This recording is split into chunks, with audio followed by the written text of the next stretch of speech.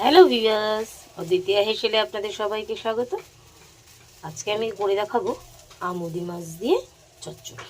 হ্যাঁ, তাহলে আমুদি মাছ দিয়ে চচ্চড়ি করতে আমার কি কি দরকার হচ্ছে একটু দেখে নিই। আমুদি মাছগুলো আমি কেটে ধুয়ে নুন হলুদ মাখিয়ে রেখেছি। তার সঙ্গে নিয়েছি আলু কেটে নিয়েছি, বেগুন কেটে নিয়েছি, পেঁয়াজ, টমেটো, কাঁচা লঙ্কা। আর যা যা মশলা লাগবে আমি যখন করব আপনাদের এক এক করে বলবো। তাহলে আসুন আমুদি মাছের চচ্চড়ি একটু কী করে বানাই দেখি। গ্যাসে আমি কড়াইটা বসিয়ে দিয়েছি। এবার মাছগুলো আমি ভেজে দেবো তেল। কড়াইটা গরম হলে আমি এতে দিয়ে দেব তেল। কড়াইটা গরম হয়ে গেছে দেখুন বন্ধুরা।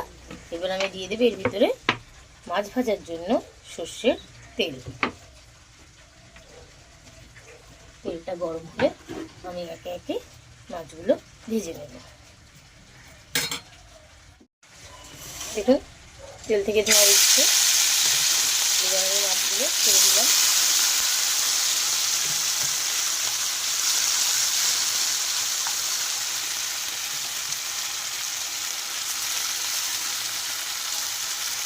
আস্তে আস্তে করে আমি এগুলো ভেজে নেব। দেখুন বন্ধুরা, মাছগুলো এক পাশ ভাজা হয়ে গেছে। আমি এবার এগুলোকে উল্টে দেবো।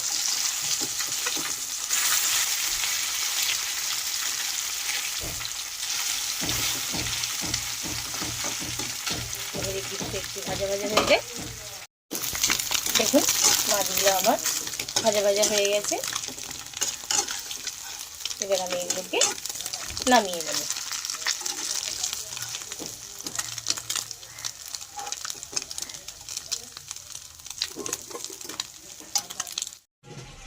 মাছগুলো ভাজা হয়ে গেছে দেখুন। আমি এবার ওর ভিতরে আর সামান্য একটু তেল অ্যাড করে দেব।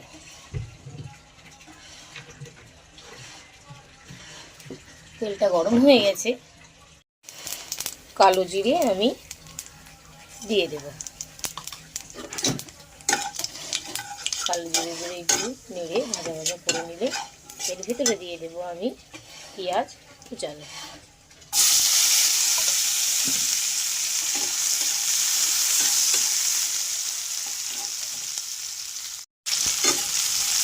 পেঁয়াজগুলো একটু গোলাপি গোলাপি করে ভেজে নেব। পেঁয়াজগুলো ভাজা হোক। পেঁয়াজগুলো আমার দেখুন গোলাপি গোলাপি ভাজা হয়ে গেছে। এবার আমি এর ভিতরে দিয়ে দেব কাঁচা লঙ্কা চেরা আর কাটা আলুগুলো।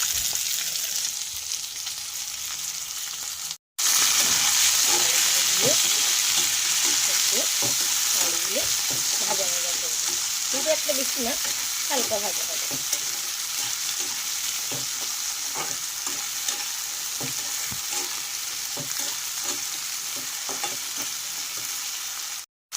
আলুগুলো দেখুন একটু ভাজা ভাজা হয়ে গেছে।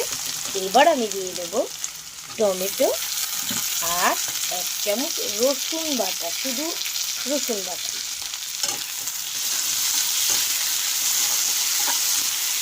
রসুন বাটা দিয়ে একটু আমি ভালো করে নেড়ে দেবো। দেখুন আলুগুলো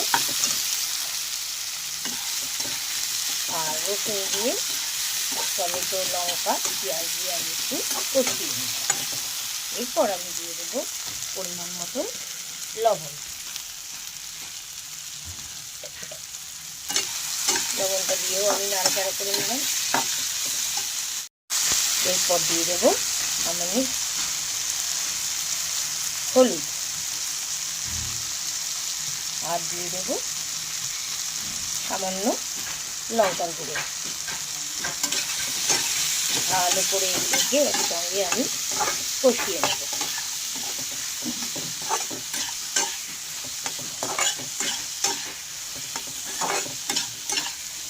কষানোর একটা স্মেল বেরিয়ে, কষানো যদি হয়ে যায় দেখবেন একটা ভালো গন্ধ বেরিয়েছে, তখন বুঝতে হবে মশলাটা কষে গেছে।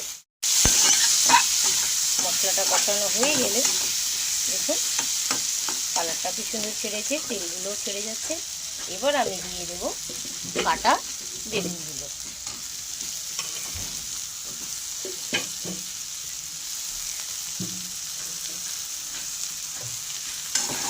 দিয়ে আমি মশলার সঙ্গে ভালো করে কষিয়ে নেব।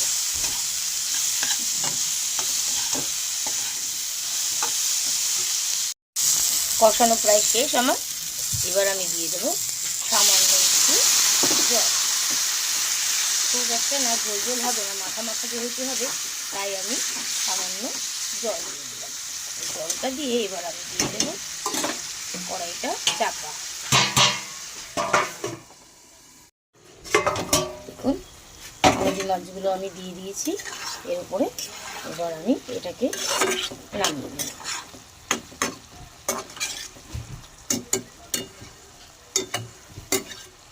তাহলে বন্ধুরা, আমার আমুদি মাছের চচ্চড়ি রেসিপি কেমন লাগলো আপনারা একটু জানাবেন, কমেন্ট করবেন, সাবস্ক্রাইব করতে একটুও ভুলবেন না।